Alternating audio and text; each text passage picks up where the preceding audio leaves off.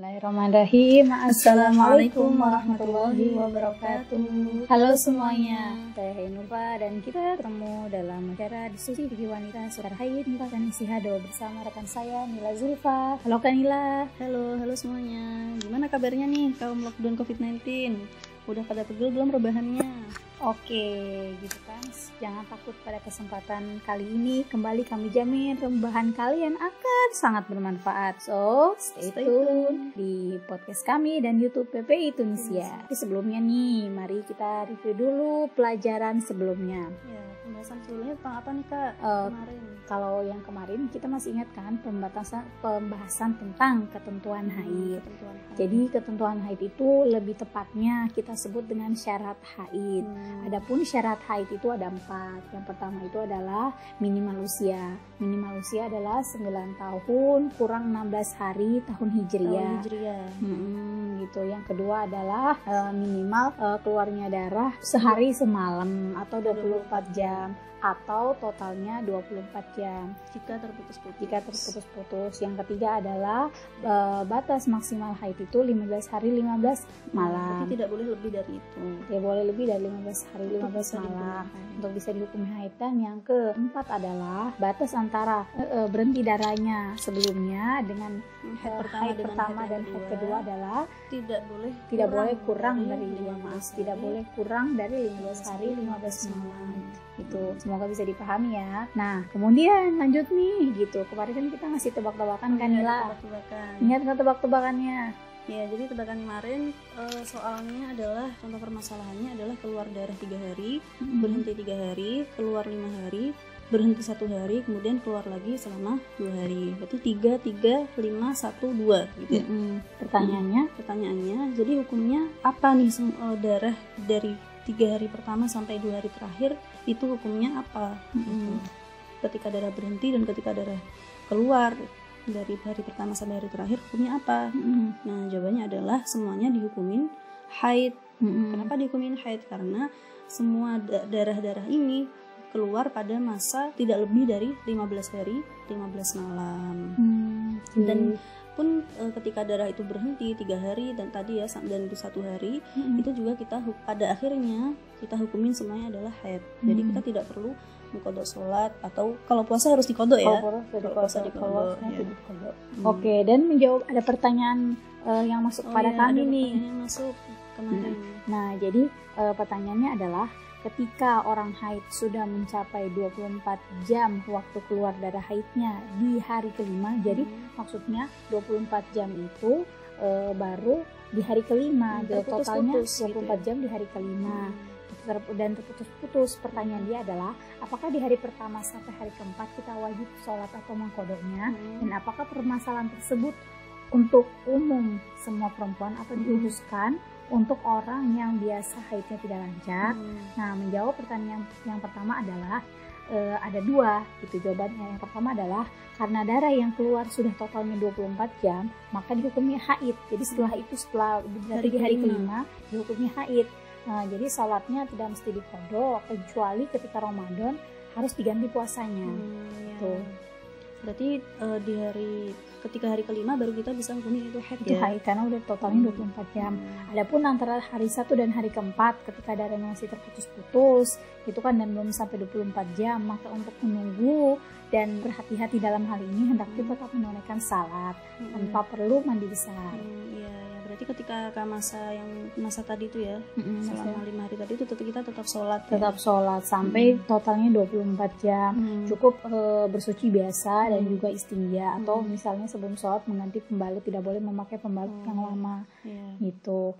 Nah selanjutnya, dan apakah permasalahan ini untuk umum semua perempuan atau dikhususkan untuk orang yang biasa haidnya tidak lancar?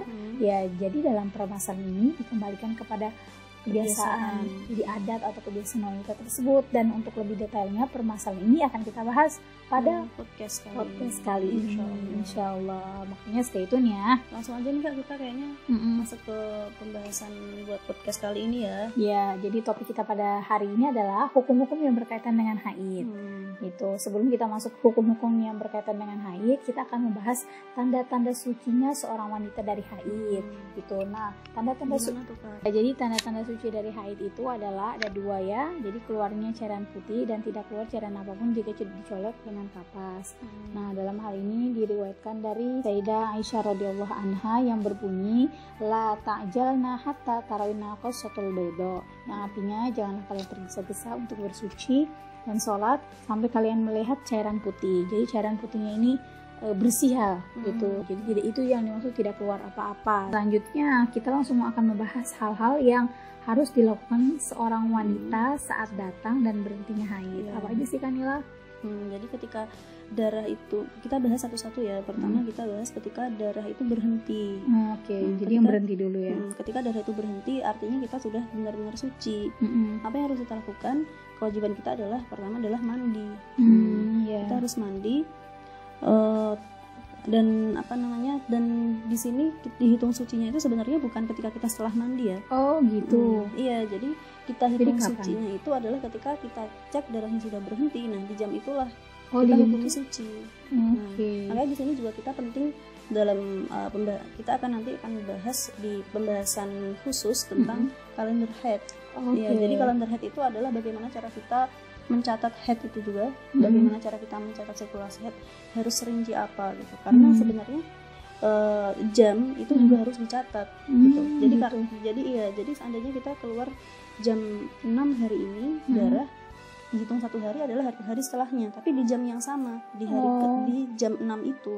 Di jam 6 itu. Itu baru terhitung 1 hari ya? Iya. Bukan hari ini dapat, berarti hari ini 1 hari bukan? Berarti besok jam 6. Dan besoknya harus jam 6.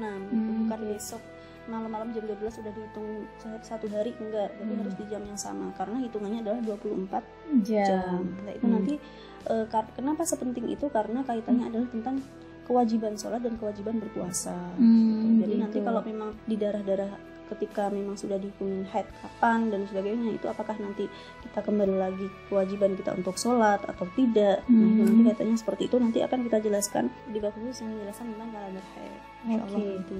Kemudian bagaimana ketika berhentinya haid, boleh nggak sih kita nunda-nunda mandi? Mager gitu ya? Mager, gimana nih, udah ntar aja lah sekalian, ini udah misalnya berhenti jam 2 sore gitu, jam 2 zuhur, terus asarnya jam 3 misalnya pakai waktu Indo ya misalnya, jam 3 berhenti gitu, jam 3 udah asar gitu. Udahlah sekalian aja nanti mandinya, sekalian jamak sholatnya di jam segini gitu kan. Mager sekalian mandi sore gitu kan, nyuci gitu kan, gitu. Boleh nggak sih kayak gitu?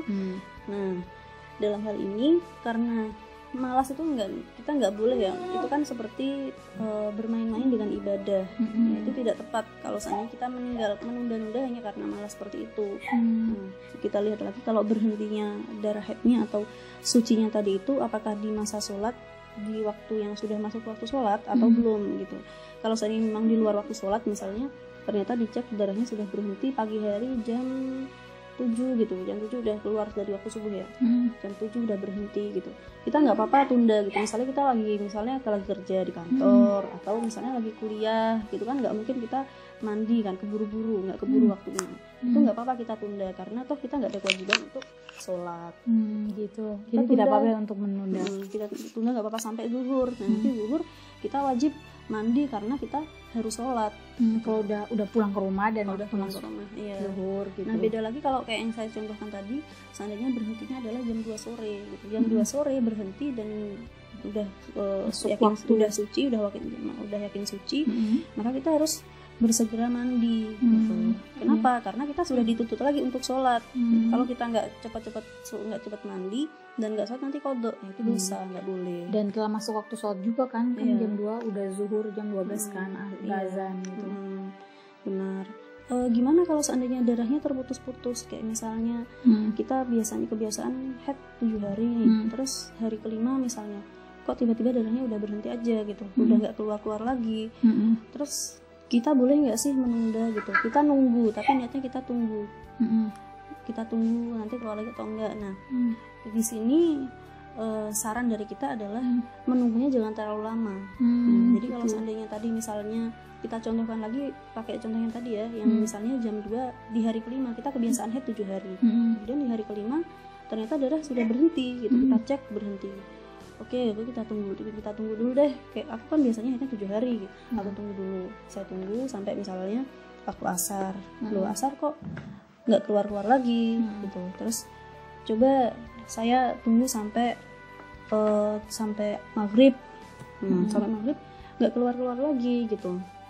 Nah, saran saya kalau saran dari saya kalau memang udah terlalu lama darah itu nggak keluar lagi dan itu udah nggak biasanya darahnya berhenti selama itu gitu. Saran saya adalah mandi. Jadi bersegeralah untuk mandi.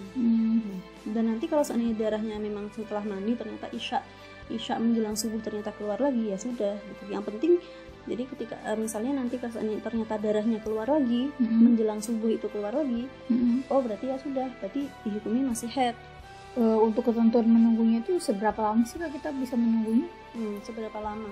Nah itu sebenarnya itu kalau buat saya itu tergantung kebiasaan. Jadi kalau seandainya seperti tadi zuhur udah nggak keluar, udah nggak keluar, terus kita tunggu sampai asar nggak keluar, sampai maghrib nggak keluar.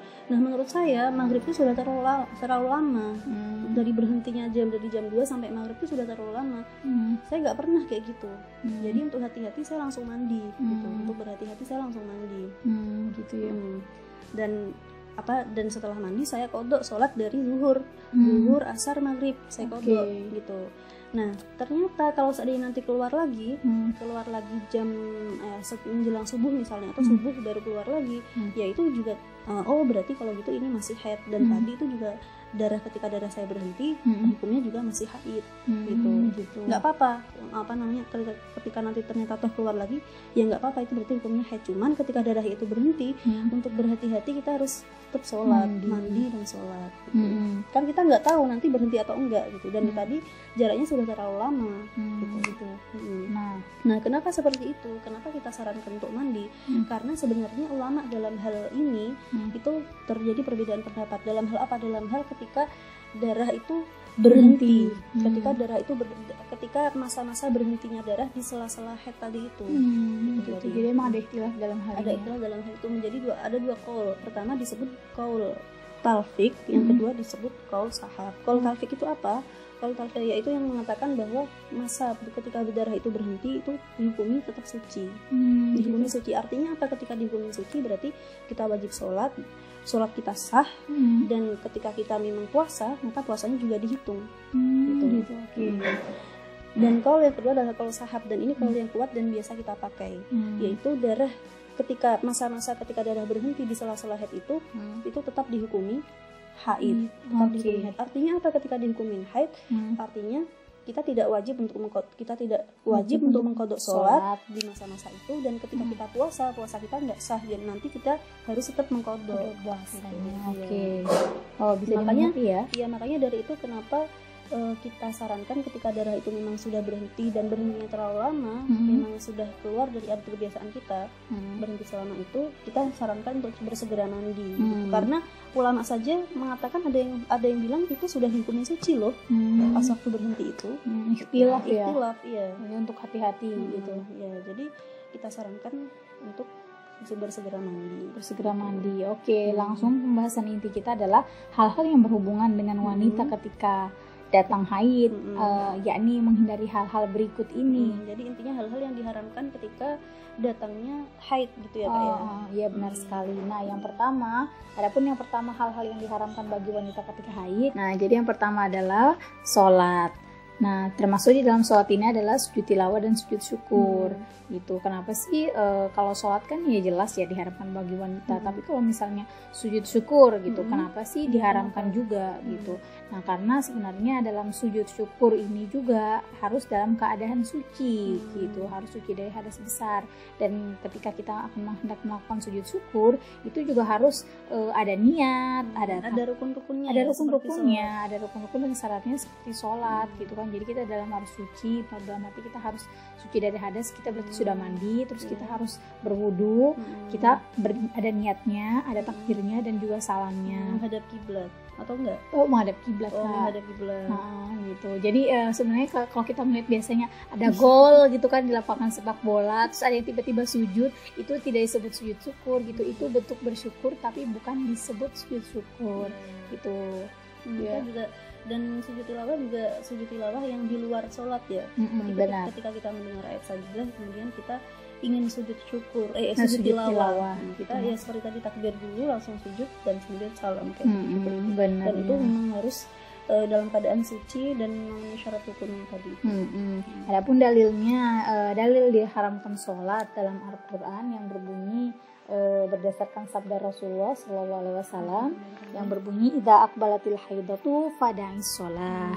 Gitu. Jadi yang berarti jika padamu haid maka tinggalkanlah sholat. Gitu. Dan diriwayatkan juga dari Sayyidah Aisyah radhiyallahu anha yang berbunyi kunna nahidu inda Rasulillah sallallahu alaihi wasallam fala naqdi wala nu'maru bil qada, yang artinya kami mengalami haid pada masa Rasulullah sallallahu alaihi wasallam lalu kami tidak mengqada salat dan tidak pula diperintahkan untuk mengqada. Tuh. Nah, adapun juga dalil diharamkannya sholat yang berdasarkan dari kaidah fikih yang berbunyi al ibadatu haitsu lam tutlab lam tanaqid, yang artinya suatu amal ibadah jika tidak diperintahkan secara syara maka hukumnya tidak sah. Karena memang waktu masa haid itu kita tidak diperintahkan untuk sholat, maka kita juga tidak diperintahkan untuk qada gitu ya, untuk qada sholatnya, karena ada masyaqqah atau ada kesulitan. Kalau kita haid 15 hari, satu hari aja udah 5 kali sholat gitu, jadi 5 dikali 7. Iya benar sekali. Jadi ya itu memberatkan ya Kak. Gitu kalau karena sehari aja banyak, kalau puasa mungkin gitu karena satu hari gitu kan. Tapi kalau misalnya sholat berbeda gitu. Nah, adapun sholat yang harus diqada sebab datang dan berhentinya haid. Nah, yang pertama kita akan bahas ketentuan sholat yang harus diqada ketika datangnya haid. Nah, jadi jika haid datang setelah masa yang mencukupi untuk sholat, nah misalnya setelah 10 menit, bukan hanya sholat aja ya, berarti juga sekalian taharahnya. Oh iya benar, sekalian taharahnya. Jadi misalnya wudu bersuci gitu dari hadas gitu. Jadi maksudnya adalah jika haid istinja gitu. Istinja dalam arti maaf cebok di sini. Nah, jadi saya ulangi, jika haid datang setelah masa yang mencukupi untuk sholat, maka dia harus qada. Maksudnya apa? Misalnya sholat zuhur itu azannya jam 12. Dia datang haidnya itu jam 12 lebih 10. Berarti masih ada, sebenarnya nih masih ada waktu dia untuk bisa tadi sholat. Dia bisa wudu kan hitunglah 2 menit atau berapa menit terus keluar dari kamar mandi dan sholatnya paling cepat 5 menit. Nah, berarti kan dia masih ada waktu buat sholat gitu. Tapi dia belum sholat, berarti dia harus qada di waktu yang dia tinggalkan itu. Kecuali kalau misalnya azan jam 12 terus kemudian darah keluar jam 12 lebih 1 menit atau lebih 2 menit. Kalau kayak gitu gimana? Nah, kalau seperti itu karena masanya itu belum cukup untuk kita sholat dan taharahnya, wudu dan istinjanya tadi, ya berarti kita tidak wajib untuk mengqada sholat zuhur itu. Oke. Nah, adapun ketentuan kedua, jadi yang salat yang harus diqada ketika berhenti darah haid. Nah, apa aja nih? Nah, jika setelah berhentinya darah, terus kita masih tersisa waktu sholat yang minimal cukup untuk takbiratul ihram. Gitu. Jadi maksudnya setelah berhenti haid, misalnya kita udah berhenti haid dari jam 2 gitu kan, terus kita ada kegiatan dan terlambat mandinya mepet, ya nggak apa-apa, mandi aja untuk berusaha mengejar sholat zuhur tersebut gitu, selama kamu bisa takbir, walaupun ketika kamu takbir tiba-tiba masuk sholat asar gitu. Jadi itu tetap harus diqada gitu. Nah, yang kedua jika sucinya setelah sholat asar atau misalnya setelah sholat isya, maka sholat zuhur dan maghribnya tadi harus ikutan diqada. Jadi kita kalau waktu itu kita punya tanggungan qada ya kalau seandainya sucinya di asar atau di isya itu. Iya, jadi qada bersama dengan, meskipun tadi waktu zuhurnya kita masih haid. Benar Kak, walaupun waktu zuhurnya masih haid kita tetap harus qada karena sholat tersebut itu sholat yang dijamak berpasangan, yang bisa dijamak gitu ya. Berarti kalau seandainya saya sucinya maghrib, berarti saya nggak harus qada asarnya ya? Enggak. Atau subuh terus qada isyanya gitu? Enggak. Jadi sebenarnya karena haid ini merupakan fitrah bagi setiap wanita, jadi justru meninggalkan sholat itu disebut sebagai bentuk ketaatan pada syariat, dan kita mendapatkan pahala ketika meninggalkan sholat tersebut. Jadi jangan berkecil hati gitu ya. Pas waktu haid, terus teman kita puasa, apalagi bulan Ramadan ini kita haid, terus teman kita pada bisa puasa, bisa baca Quran, terus kita nggak bisa gitu ya. Nah itu kita nggak perlu berkecil hati. Justru dengan kita niatkan taat kepada Allah dengan meninggalkan hal yang diharamkan yang berupa sholat, puasa, membaca Al-Quran, seperti itu. Insya Allah kita diganjar. Itu pahala tersendiri gitu. Gitu. Ya, membaca Al-Quran ya nggak boleh ya. Membaca Al-Quran nggak boleh ya. Membaca Al-Quran. Gitu. Nanti kalau hukum-hukumnya akan kita jelaskan pada episode berikutnya. Nah, lanjut ke hal-hal yang diharapkan berikutnya. Apa kan Ila? Hal yang diharapkan berikutnya adalah yang kedua ya. Tadi pembahasan sholat panjang sekali ya. Iya, lumayan. Nah, ini yang kedua adalah puasa. Jadi sebagaimana sholat kita tidak, kalau orang yang wanita yang keluar darah haid atau ketika masa haid tidak diperbolehkan sholat, baik itu sholat fardu ataupun sunnah ya, nggak diperbolehkan. Orang puasa pun juga demikian, puasa fardu maupun puasa sunnah itu tidak diperbolehkan. Nah di sini ada dalilnya dari sabda Rasulullah SAW, alaisa idza hadatil mar'atu lam tusalli wa lam tasum. Ini hadis yang diriwayatkan oleh Bukhari dan Imam Muslim, yang artinya, bukankah perempuan apabila sedang haid tidak boleh sholat dan puasa? Gitu. Jadi memang tidak diperbolehkan untuk sholat dan puasa. Kemudian apakah kita harus mengqadha puasa yang kita tinggalkan karena haid ini? Gimana itu? Harusnya adalah wajib. Wajib. Berbeda dengan sholat. Kalau sholat kita tidak ada kewajiban sholat dan tidak harus mengqadha gitu ya. Nggak usah mengqadha kan? Nggak usah mengqadha. Karena puasa Ramadan ya kan? Sedangkan puasa itu wajib untuk diqadha. Kenapa? Apa sih bedanya sebenarnya? Perbedaannya adalah karena sholat itu masyaqqah atau sulit. Kalau seandainya dibebankan kita untuk wajib mengqadhanya itu sulit. Bayangkan aja saat dalam satu periode haid kita biasanya biasanya perempuan haid 7-8 atau 6 gitu ya, 6-7-8 antara itu. Berarti misalnya 7 kali 5 berarti berapa? 7 kali 5 udah 35 kali 12 Kak. Itu udah bisa bayangkan, kayaknya langsung pegal-pegal itu kaki langsungnya. Iya, jadi sangat banyak ya, dan itu menjadi masyaqqah, makanya diharamkan untuk sholat. Gitu. Tidak diwajibkan untuk mengqadha sholat. Dan diwajibkan untuk mengqadha sholat. Nah, sedangkan puasa, karena puasa Ramadan ya di sini yang wajib adalah puasa Ramadan. Puasa Ramadan itu hanya sekali dalam setahun dan hanya terjadi dalam sebulan aja ya, diwajibkan dalam sebulan gitu. Dan kita juga periode haidnya dalam dalam satu bulan itu kan ya satu kali periode haid lah ya, bukan 2 kali periode ya, 1 kali periode minimal ya 2 ya, intinya itu nggak masyaqqah lah, nggak ada kesulitan kalau seandainya diwajibkan untuk kita mengqadha puasa tersebut. Benar. Makanya dari situ dihukumnya adalah wajib untuk mengqadha puasa karena datangnya haid itu. Nah, gimana sih sebenarnya puasa yang diqadha sebab haid dan nifas itu, apakah termasuk masa ketika darah itu berhenti? Nah, kemudian puasa yang harus diqadha karena haid dan nifas juga sama ya sebenarnya. Ketika masa darah berhenti, atau kalau dalam bahasa Arabnya atau istilah fikihnya adalah masa naqo, ketika darah itu ketika darah itu berhenti. Nah, itu apakah wajib diqadha juga? Maksudnya masa naqo itu seperti apa? Jadi ketika darahnya terputus-putus gitu.